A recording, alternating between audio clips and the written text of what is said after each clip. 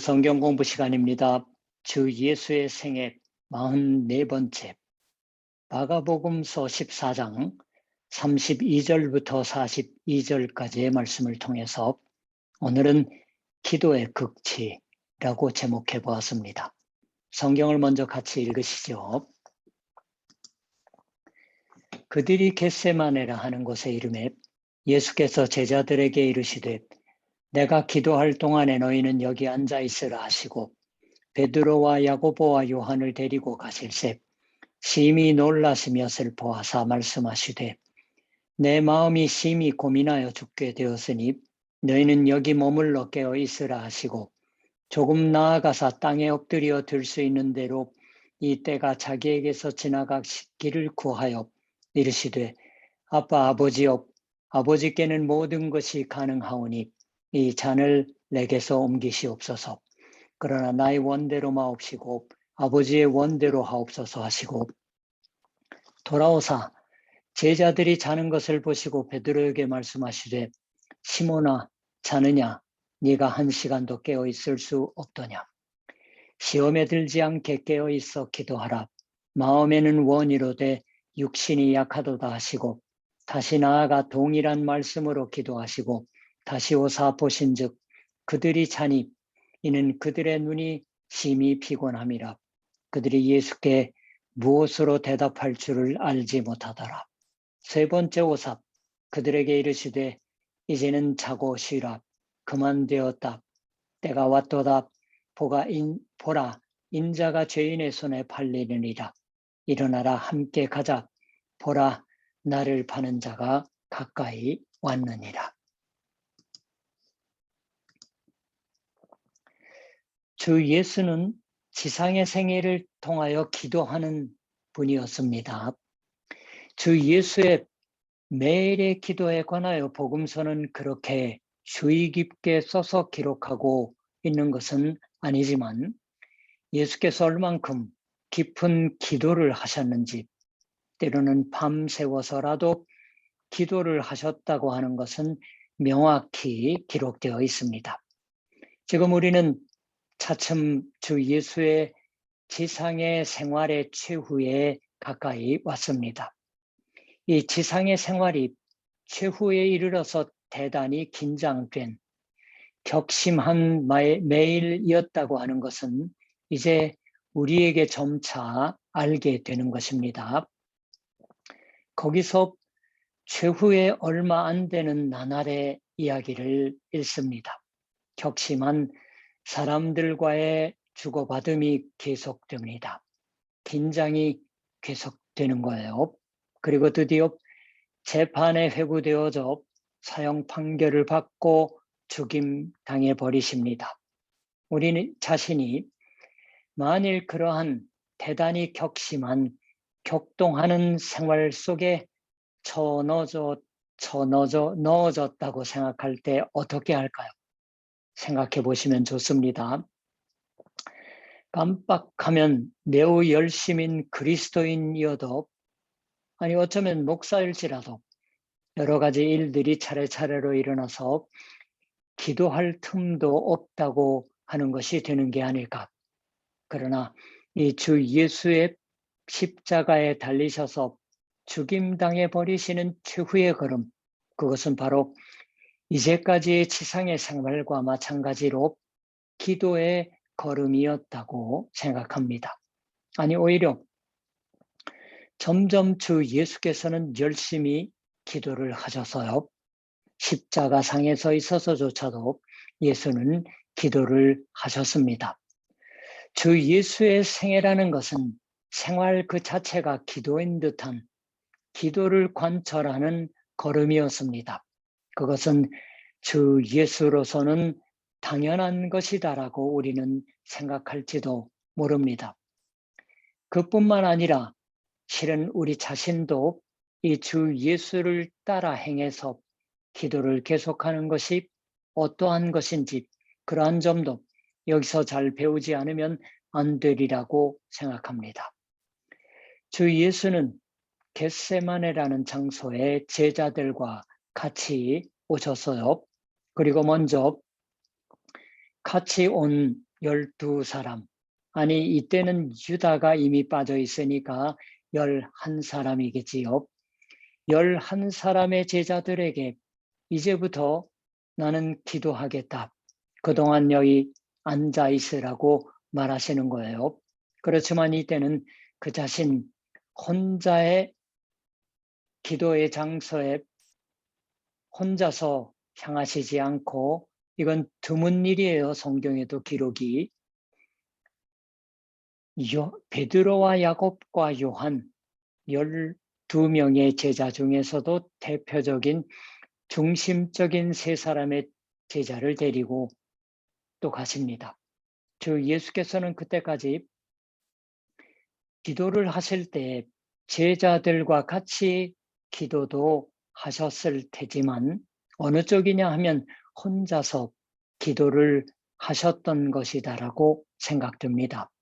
제자들을 배워 태워서 호수 건너편으로 가도록 말하시고, 그렇게 배웅하여 두시고서는 자신이 혼자서 기도하셨다라는 기사도 있습니다. 곧잘 혼자서 기도를 하셨어요. 그런데 이때는 3명의 제자들을 데리고 가십니다. 왜 그랬는지는 잘 알 수 없어요. 참으로 고독한 최후의 기도의 때 3사람의 가장 소중한 제자들을 초대하셨습니다. 같이 기도해 주기를 바랬던 걸지도 모릅니다. 자신의 기도를 서로 나눌 나가마를 구하셨던 게 아닐까라고 생각해 봅니다. 그러나 더 중요한 건 자신의 그 기도에 입회하여서 그 증인이 될 것을 명하셨다고 하는 것입니다. 제자들은 이 기도를 아는 자로서 나중에 주의 증인으로 되는 겁니다. 예수께서 제자들에게 이르시되 내가 기도할 동안 너희는 여기 앉아 있으라 하시고 베드로와 야곱과 요한을 데리고 가실새 심히 놀라시며 슬퍼하사 말씀하시되 내 마음이 심히 고민하여 죽게 되었으니 너희는 여기 머물러 깨어 있으라. 32, 33, 34절을 읽었습니다. 다시. 바로 가까이서 열심히 기도하고 있으시는 예수를 주시하면서 깨어 있어서 제자들도 또한 자기들의 기도로 이 주 예수의 기도를 지탱해야 했습니다. 그것이 주 예수의 명령인 것이에요. 깨어 있지 않고는 못 베길 격렬함이 여기 있습니다. 분위기를 못 읽는다 하는 것은 바로 이게 아닐까 하는 생각도 문득 들었어요. 이때 주 예수님의 기도는 엄중하고 격렬한 싸움의 기도였습니다. 내 마음이 심히 고민하여 죽게 되었으니, 새 번역은 내 마음이 근심에 쌓여 죽을 지경이다. 심히 고민하여를 새 번역은 근심에 쌓여라고 번역을 바꾸고 있어요. 그렇게 기록되어 있습니다. 무엇보다도 고민되는 근심의 기도였습니다. 왜 주 예수께서는 이렇게 근심하고 있으셨던 걸까요? 그것은 또한 괴로움 그리고 번민이고 혹은 또한 심히 놀라며 슬퍼하는, 제 번역은 매우 놀라며 괴로워하는 기도였습니다. 즉 놀라다라고 번역되어 있지만은 두려움입니다. 두려움 중에서의 기도이기도 했습니다. 무엇을 주 예수께서는 이렇게 두려워하고 있으시는 걸까요? 놀라고 있으시는 걸까요? 우리도 이런 게 대체 무엇을 의미하는 건지 몇 번이고 거듭해서 생각해 보지 않으면 안 됩니다. 왜냐 하고 묻지 않으면 안 됩니다. 주 예수는 하나님의 아들입니다. 하나님 바로 그 자체입니다. 우리의 상식으로 말하면 그 하나님이 두려움을 품으시는 것은, 놀라는 것은 도리어 이상하지요. 슬퍼하다니, 괴로워하다니 이상할 수밖에 없습니다. 우리 자신이라도 생각합니다. 우리 자신이 심하게 두려워 떨고 있을 때, 슬퍼하고, 괴로워하고 있을 때, 나 자신은 아주 나답게 괴로워하고 있다. 나 자신은 정말로 나답게 두려워 떨고 있다라고 그렇게 득이양양해 하지는 않습니다. 빨리 이 두려워 떠는 것에서부터 도망치고 싶어집니다. 이 근심에서 도망치고 싶어집니다. 왜냐하면 그렇게 괴로워하는 자신이고 싶다고는 생각하고 있지 않기 때문입니다. 두려워하는 것이 싫으니까입니다. 고통스러운 것이기 때문입니다. 믿음이 있는 인간에게 있어서 부끄러운 일입니다. 두려워하거나 괴로워하거나 하는 건 자신의 믿음이 약하기 때문이다라고 우리는 곧잘 생각합니다. 예수라 하는 분이 그렇게 약한 분이었던 것일까? 그렇게 나약한 분이었던 걸까? 왜 하나님의 아들 예수는 그러한 두려움, 근심, 그러한 것과 단호하게 싸우시지 않았던 것일까요? 조금 나아가서 땅에 엎드려 들 수 있는 대로 이때가 자기에게서 지나가기를 구하여 이르시되 아빠 아버지여, 아버지께는 모든 것이 가능하오니 이 잔을 내게서 옮기시옵소서. 그러나 나의 원대로 마옵시고 아버지의 원대로 하옵소서. 이젠 고통스러우니까 용서해 주십시오 하고 비명을 올리고 있으시다라고 말해도 좋을 정도입니다. 거듭 말씀드립니다. 왜 주 예수께서는 이런 기도를 하셨던 걸까요? 이러한 것을 잘 알 수 있기 위해서는 우리는 주 예수께서 자신이 하나님이고 하나님의 아들이신데도라고 생각할 것만이 아니라 그 하나님이고 하나님의 아들이신 예수께서 우리와 같은 인간이 되어 주셨다고 하는 것을 여기서 잘 이해하지 않으면 안 됩니다. 이해한다고 하기보다도 그걸 믿지 않으면 안 된다고 말해야 할지도 모르겠어요. 여기까지 깊이 인간이 되어 주시고 있는 것이다라고 하는 것을 믿는다.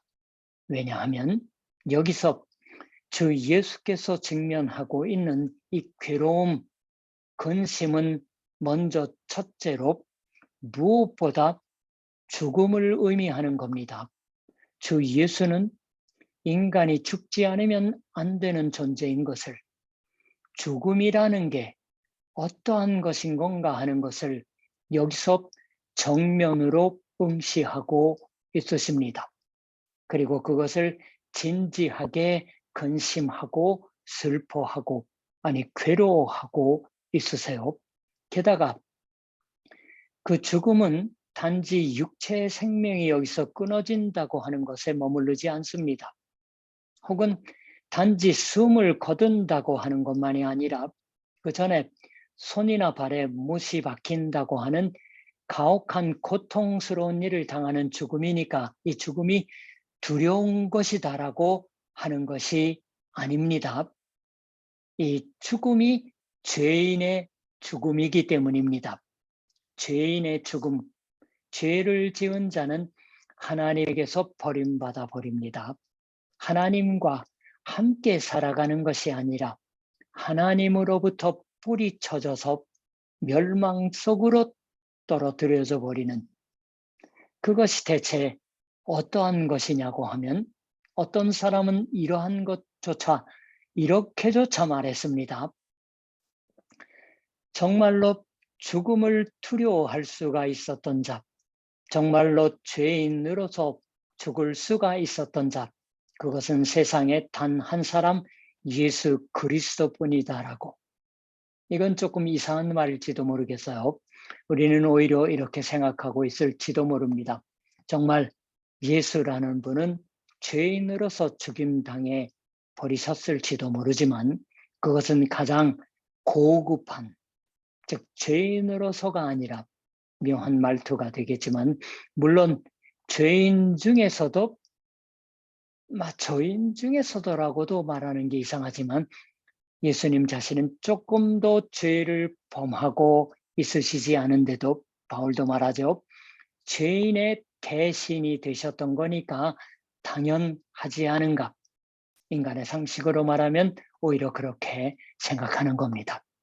어떤 대인 군자가 알았어, 내가 대신해서 죽어주지 라고 말했을 때에는 그 대신이 된다고 하는 것으로 이미 대단히 훌륭한 죽음을 이루는 것이 됩니다.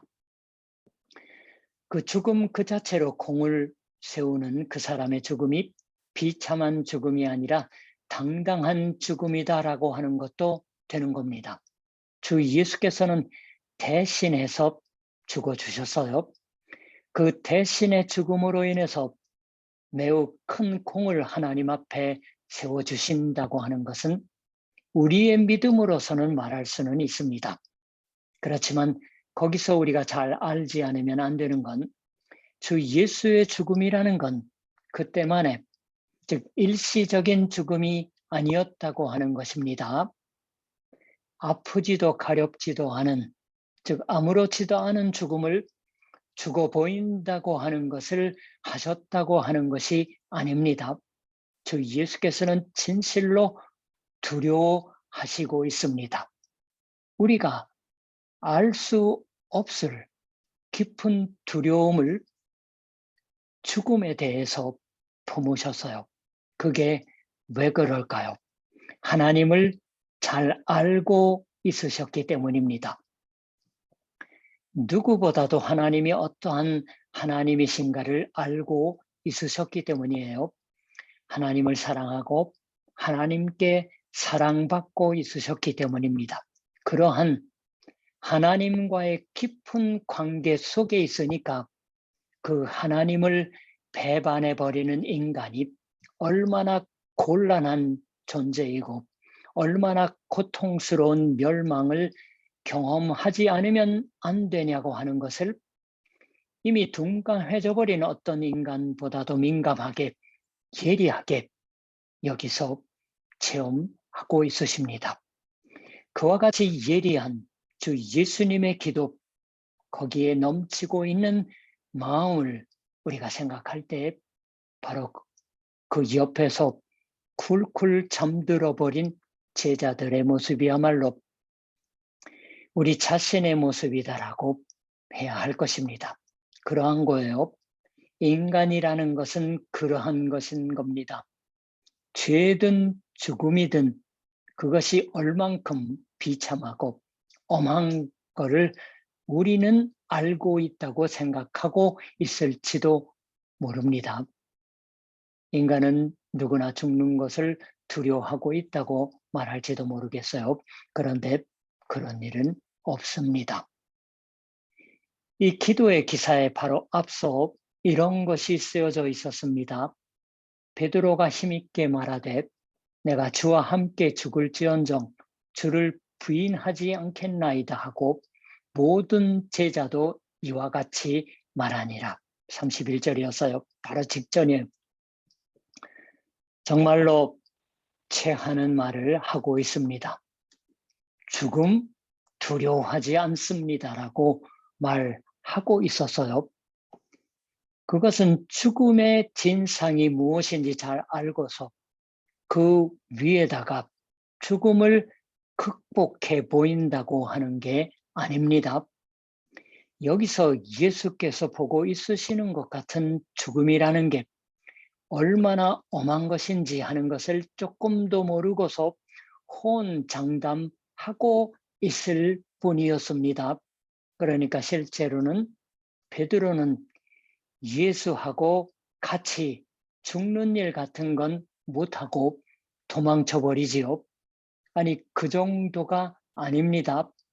예수와 같이 죽을 수가 없는 건 고사하고 여기 보세요. 예수님과 함께 기도하는 것조차 할 수 없었던 겁니다.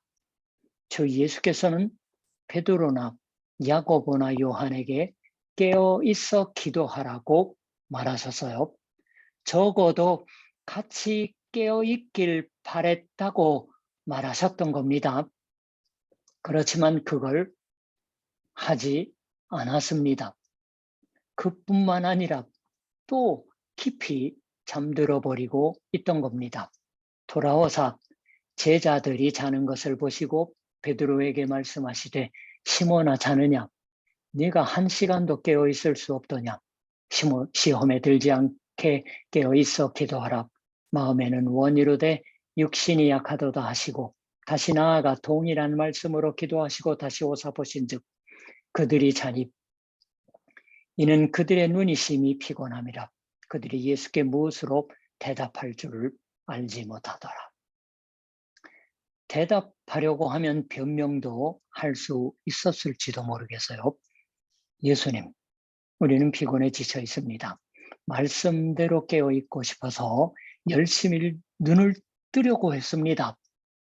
자기 발을 꼬집어서도 깨어 있자고 스스로를 일깨웠습니다. 그러나 눈꺼풀이 너무 무거워져서 어쩔 수 없었습니다.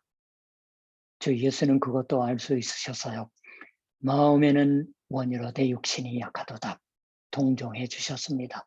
그러나 정말로 제자들의 마음은 분위기를 읽고 있었던 걸까요? 지금이 어떤 때인지 마음이 뜨겁게 달아올라 있어야 할 법인데 말이지요. 단지 육체의 눈만이 무거워져 있던 걸까요? 제자들의 영혼의 눈도 잠들어 있었다고 말할 수 있습니다. 아마 마가복음서는 현대의 우리들을 그렇게 표현하고 있는 듯 합니다. 베드로나 야고보나 요한을 비난하는 의미에서 이렇게 말하고 있는 게 아닙니다. 우리의 영혼도 금방 졸려지는 겁니다. 눈이 무거워집니다. 눈을 감고 있는 편이 기분이 좋아집니다. 유혹이란 그러한 거예요. 졸려졌을 때 우리가 자신의 죄나 그 죄 때문에 얼마나 두려운 죽음을 죽지 않으면 안 되는 것이냐 하는 것에는 우리가 주의할 수가 없게 됩니다. 시선을 멈출 수가 없게 됩니다. 그렇게 해서 그 눈이 무거워져서 잠든 채 매일 지내고 어느 틈엔지 잠든 채 죽어버린다고 하는 것이 되게 어렵지 않기 때문에 주 예수께서는 깨어 있으라 하고 말하셨던 것입니다. 잘 깨어 있어서 유혹과 싸우지 않으면 안 됩니다. 이 주 예수의 죄와 죽음을 똑똑히 응시한 기도의 싸움, 이것은 지금도 계속되고 있습니다. 우리는 지금도 이 주 예수의 기도로 지탱되고 있는 것을 잊어서는 안 됩니다. 그리고 주 예수의 아버지 하나님은 이 찬을 내게서 옮기시옵소서라고 기도하셔도 이 예수의 기도는 들으시지는 않았습니다. 주 예수도 그래서 그것을 떠맡으십니다. 그러나 나의 원대로 마옵시고 아버지의 원대로 하옵소서. 그렇습니다. 당신의 뜻을 행하여 주옵소서. 제게는 정말로 고통스러운 일이지만 아버지 당신의 뜻이라면 기꺼이 받아들입니다. 이때의 기도의 결론이 그렇게 되었습니다. 거기에 우리의 죄와 죽음으로부터의 구원의 길이 완전히 열린 거예요. 세 번째 오삽, 그들에게 이르시되 이제는 자고 쉬라. 그만 되었다. 때가 왔도다. 보라 인자가 죄인의 손에 팔리느니라. 일어나라 함께 가자. 보라 나를 파는 자가 가까이 왔느니라. 이제 됐다. 드디어 나는 혼자서 기도했다. 그리고 혼자서 지금 나를 넘기는 자가 가까이 온다. 파는 자라고 하는 것은 유다를 설명하기 위한 의역이에요. 직역하면 넘겨줄 자가 온다예요. 그 배반을 일본어 성경은 배반이라고 번역을 하고 있습니다. 그 배반을 팔아넘기는 것을 받아들이려고 한다라고.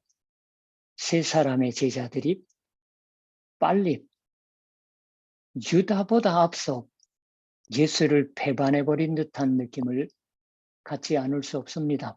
참으로 서글픈 일이에요.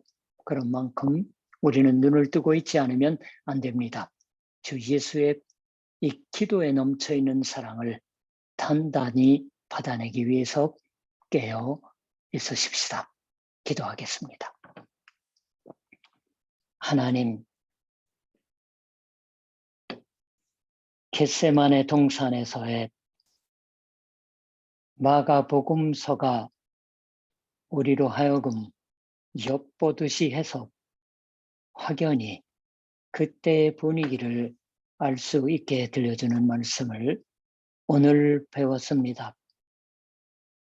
예수님의 죽음을 앞에 둔 그 두려워 떠는 모습을 통해서, 근심하시는 모습을 통해서 이 죽음의 찬이 본인에게서 벗어나지기를 바랬던 그 간절한 기도가 또한 아버지 하나님께서 들어주시지 않았던 것조차 오늘 들었습니다.